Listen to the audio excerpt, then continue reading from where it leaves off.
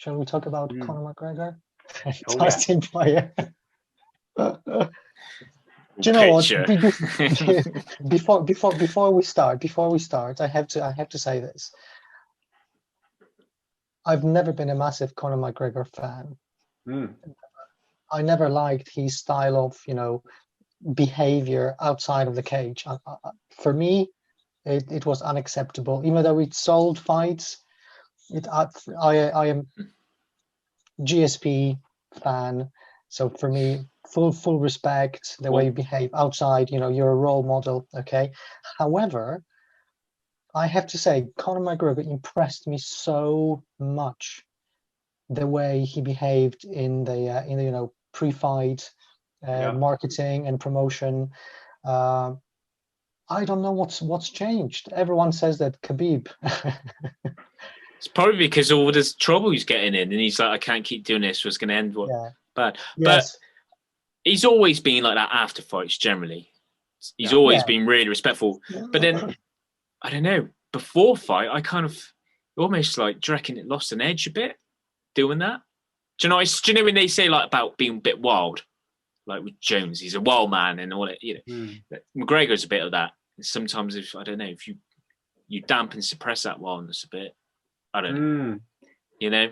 I think you're maybe onto something there. I think that there's also the idea that, well, I mean, it's the idea that he maybe had to sell the fights earlier in the day, and he had to build his name, and this whole 60 G's baby or whatever it was, and all this sort of stuff. It was all about making the money and climbing the ladder. And I think now he's there, the fights sell themselves, right? We've all seen casuals or people that don't even watch MMA ever, and I'm sure you had messages Saturday night, you're watching the fights tonight, and you still see the sort of promotional power of McGregor. But I think Chuck's onto something as well, that he's getting in trouble outside of the cage. He has, it's not going to help him when he's got, I think the day before the fight, I think it was announced that there was going to be a civil lawsuit, or some of his sort of legal problems are carrying on, and if he's still saying controversial things, it's certainly not going to help his case. And the wildness factor, I think there's something to that. I think that there's several factors. First of all, he's got so much money. I mean, how hungry, how greedy do you have to be? At a certain point, you realize, why do I do this? I mean, I'm getting punched in the head, And I got a yacht. Exactly. I might just go back on that and chill. Yeah, and he's got children now. That changes. That changes the fighter so much. You get a little bit softer. Obviously, not everyone, but I guess it does change you as you become a father. And I think he was humbled by all of these losses in the past, especially Khabib, because he misbehaved terribly, prior to the fight and then afterwards as well. So it was a humbling experience for him a little bit, I guess. When you say you're not a fan of him because of his stuff, what about his actual style? Are you a fan of his fighting style?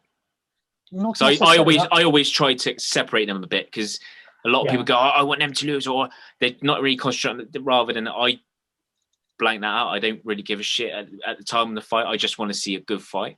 Do you know what I mean? Yeah. Just curious. So I think he's an absolutely unique fighter. I think he's changed the face of UFC forever with what he did, double champ, etc. But I don't think his fighting ability is so unique. He's far from being called GOAT. He's lost to not amazing fighters. I mean, pretty good. If you think this last is in the UFC, what it's been: Diaz, Khabib, Poirier. Yeah, but at the time, Diaz hasn't been a champion, and he wasn't average. He was above average, but he wasn't they thought at the time on Conor McGregor's level. Conor McGregor thought that he would just win easily, and obviously he didn't. So obviously his cardio is not that great at times, and everyone is talking about this, his left. Oh my God, look at his left! It's so amazing, and people will eventually learn how to deal with this if you only have one weapon. because all his game was set up around his left, wasn't it? So the way you position your opponents, the way you move around the cage, so they go to the right, the way his leg work, everything was based on this, setting up of this massive left punch. Yeah. And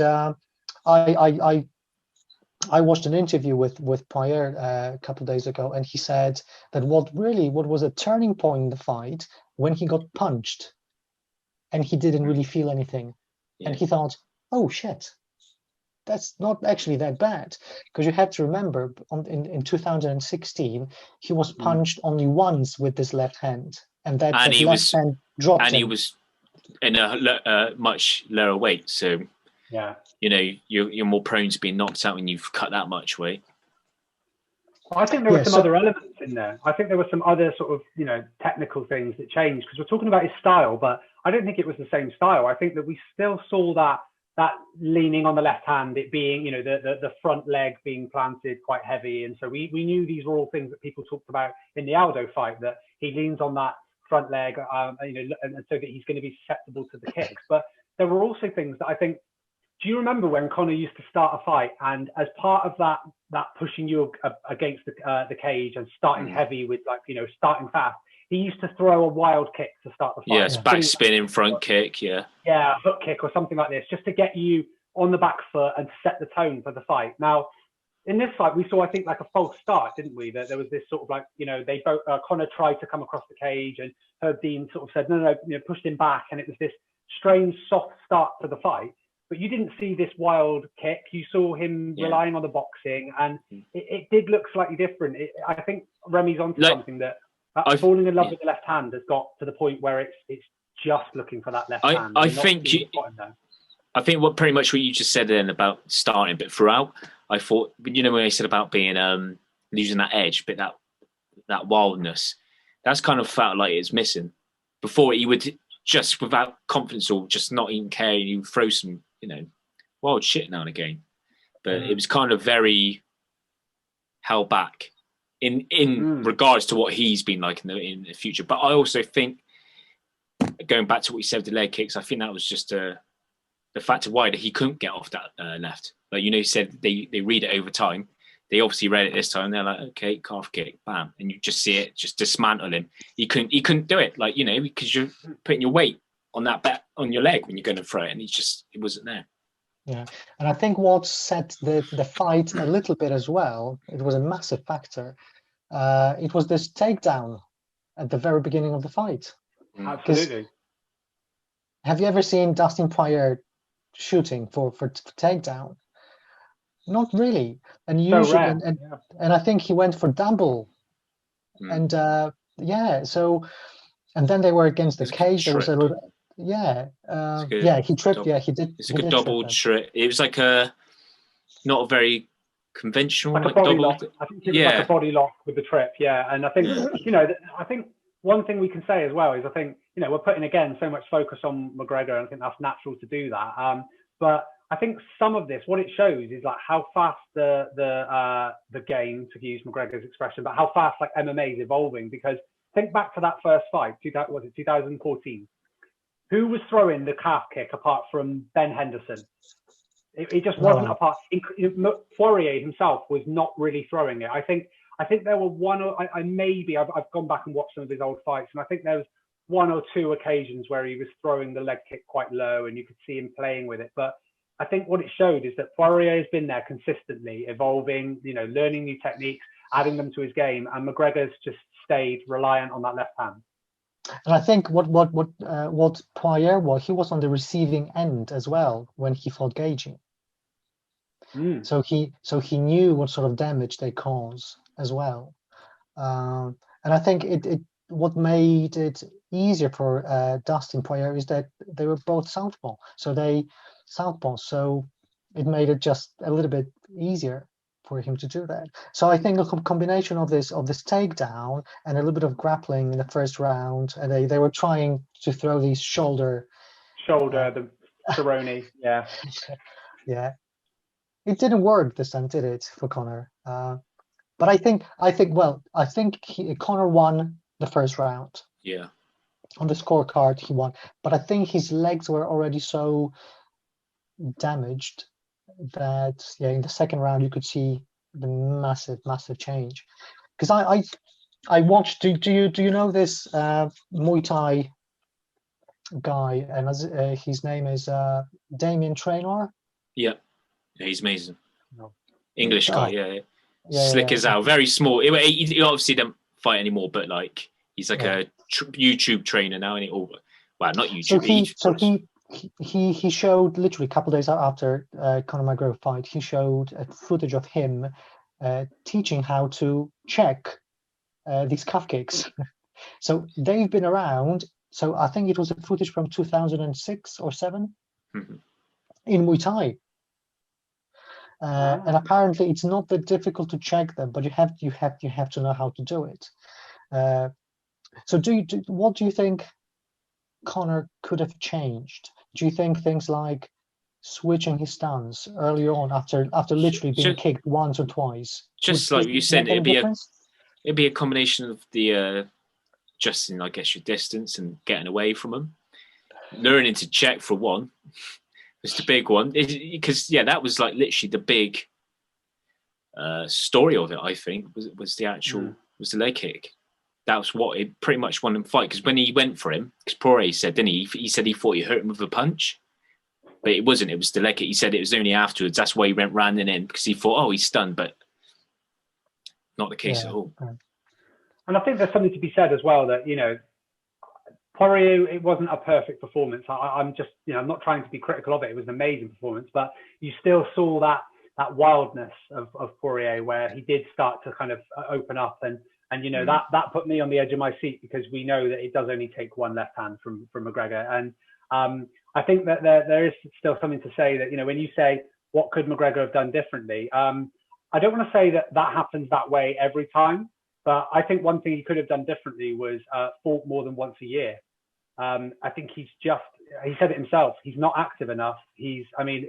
Look back at when did he fought right at the start of last year with Cerrone. And then the last fight with Khabib was the end of 2018. So it was 2018, was it? Yeah, it was October 2018, which is just crazy. Yeah, and then his fight before that, Eddie Alvarez, was November 2016. So we're looking at 2 to 1 year between fights. Now, you guys will know a lot better than I will, but I would imagine if you're going to build up that conditioning in your legs to even be able to take normal leg kicks, you need to be in the gym consistently taking them. And I just can't imagine that he said himself, I need to fight more, but I don't think he was doing the right thing in or out of the cage. What you just said then, the main thing he recognised from the fight was training for leg kicks, he said, didn't he? He said about, he's kind of joking in a way as well. He's like, I have to get the Thai thing and start like rubbing my shins down and stuff like that. But he's recognising, which is pretty cool. He was like saying, I'm going to have to, it's evolved and they went around so much, he said before. That's what he actually said. So he was like, I'm going to have to, he said, they're really good. I'm going to have to start like learning them a bit more and checking them.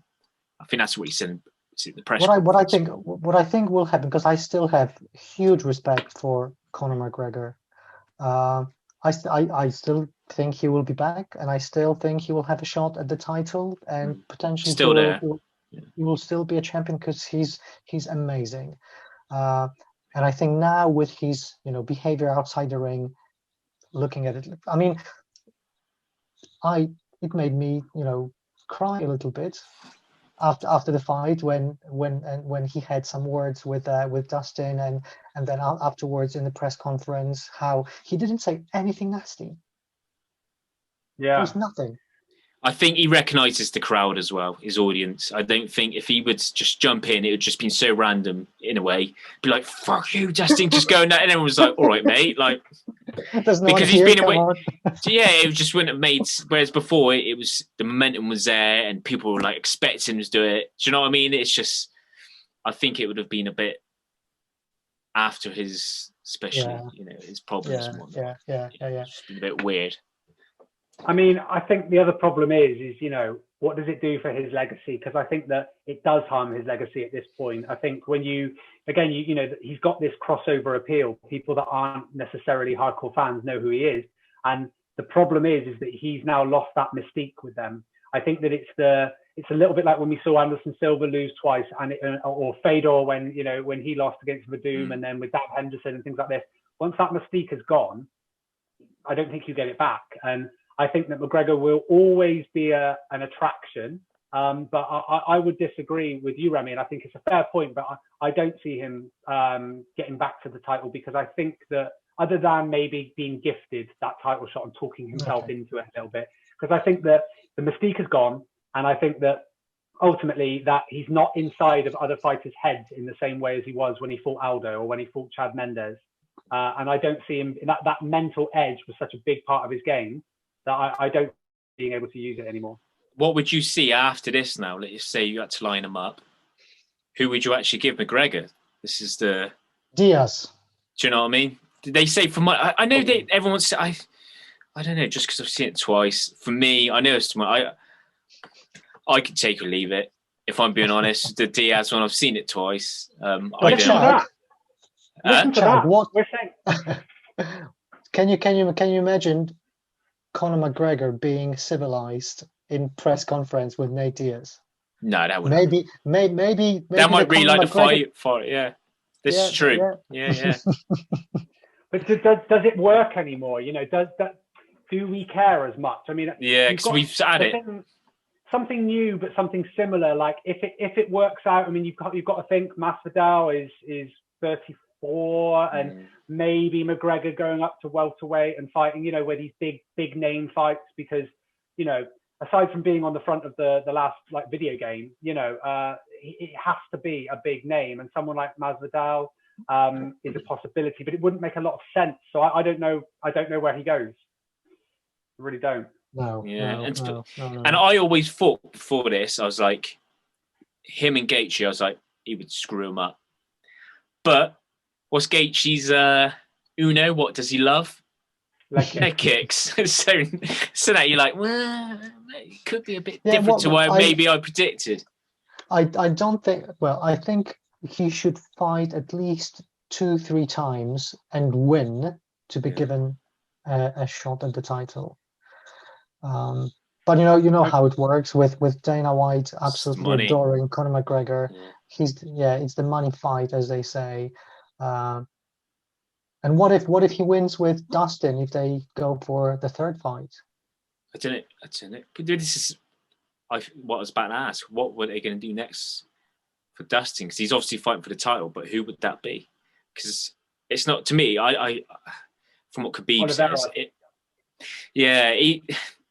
you would have to, really. I think from his history as well, and the way how he's looked, and especially since that Kevin Lee fight, he literally come out, he looked like a new fighter, didn't he, from then? Yeah. I mean, Tony Ferguson, as when you're thinking about, it's not a big name, it's not a money fight, but at what point do you have to say... you talk about McGregor, though? Sorry, yeah, I was talking back about McGregor rather than... Okay. I mean, what do you do, though, with someone like, Conor, when you think the only person I could see him fighting in terms of it making some sense and him still staying relevant off the back of a win would be Ferguson. But to your point, Chuck, about Poirier, personally, the Charles Oliveira, or Charlie Olives, as people are now calling him, which I don't like. Really?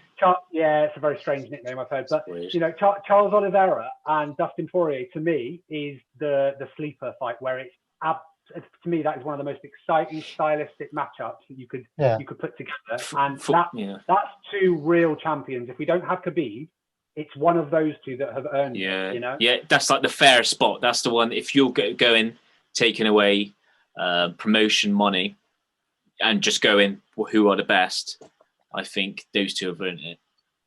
No, I agree. Yeah.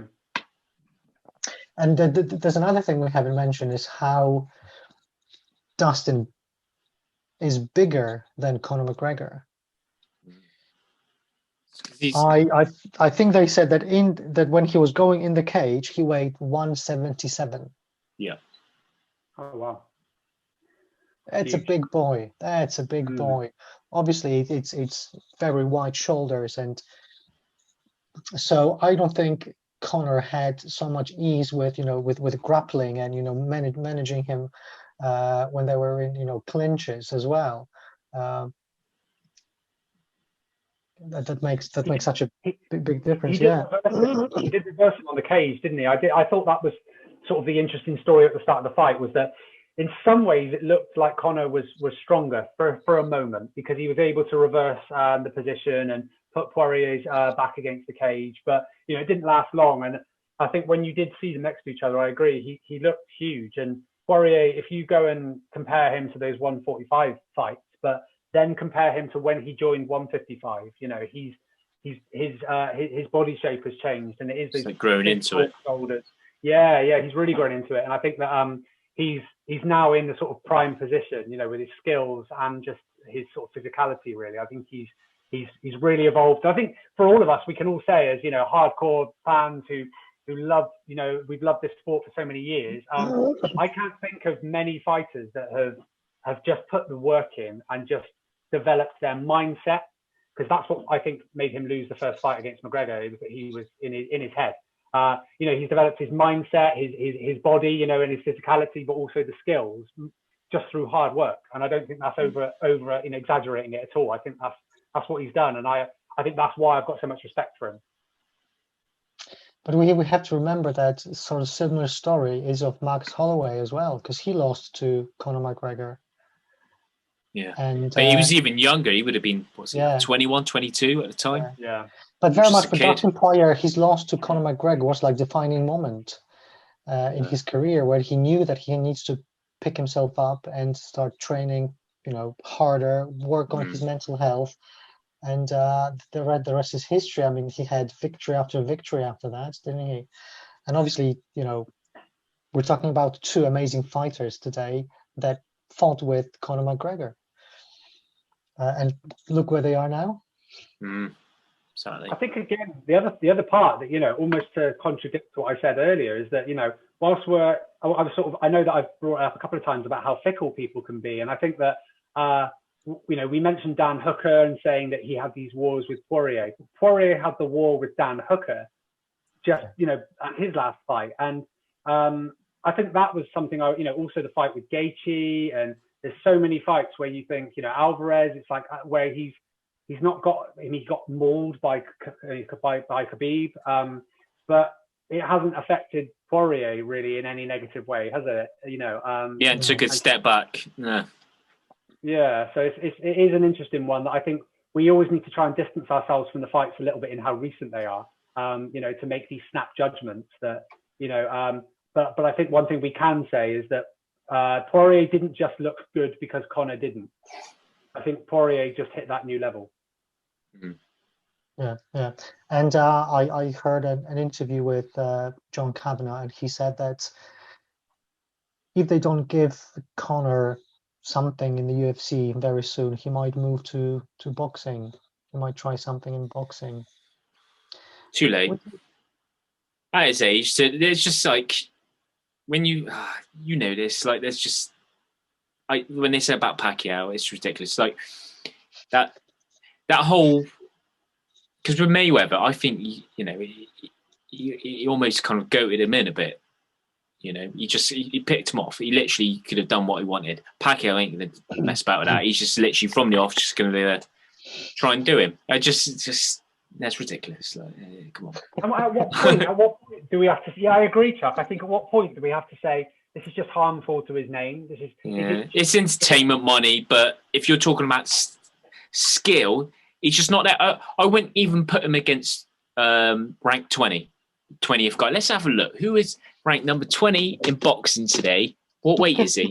McGregor. Well, the thing is though, is that, like, at what point do you say, he's more than just a brand. He's not just there to sell whiskey.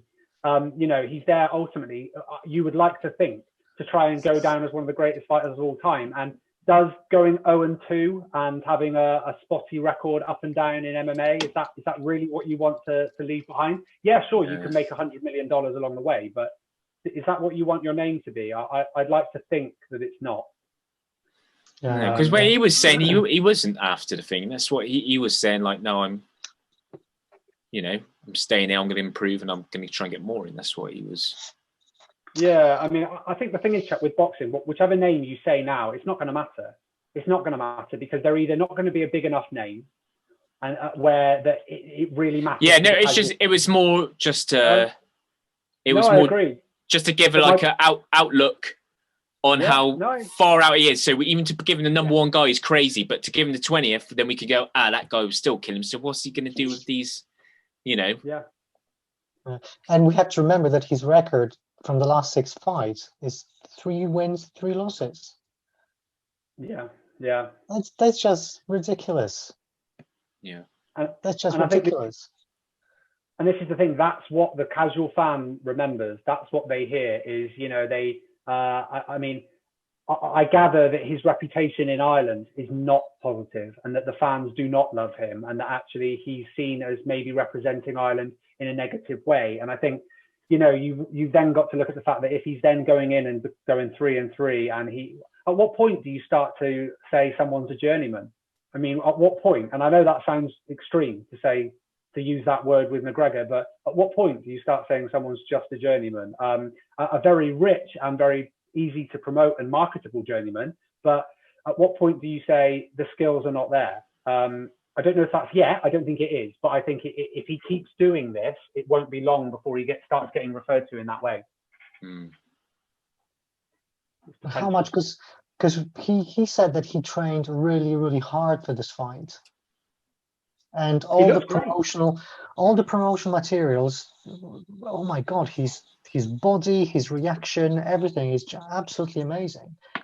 And then he walks into the ring and loses like this. It's just like going back to it. I know we keep discussing it, but I just think the game plan, like their leg kicks, I think they've seen it. Mike Brown knew what's going on, and they just worked it perfectly. That's all it is. I don't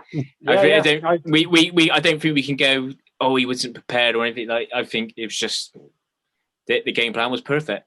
Like, they knew what to do. Take away that left, fuck up that calf. They did it well. And I think, again, you've got to make those comparisons, right? When you say, you know, it's very easy to say that he looked amazing against Donald Cerrone, but this is a 35-year-old, notoriously bad in the first round. Yeah. Slow starter, you know, to land. Yeah, he had this amazing accuracy, you know, 19 out of 20 strikes in the first round against Cerrone. But it's like, you expect that from McGregor. We're not saying he's not accurate, but it's a very different thing to, you know, beat Cerrone than it is to fight Dustin Poirier. Who's in his prime and he's just hit. Yeah, definitely. Like, Cerrone's going down, Poirier's just like hit that level ground where he's just raised to the point, you know, like we say, to his peak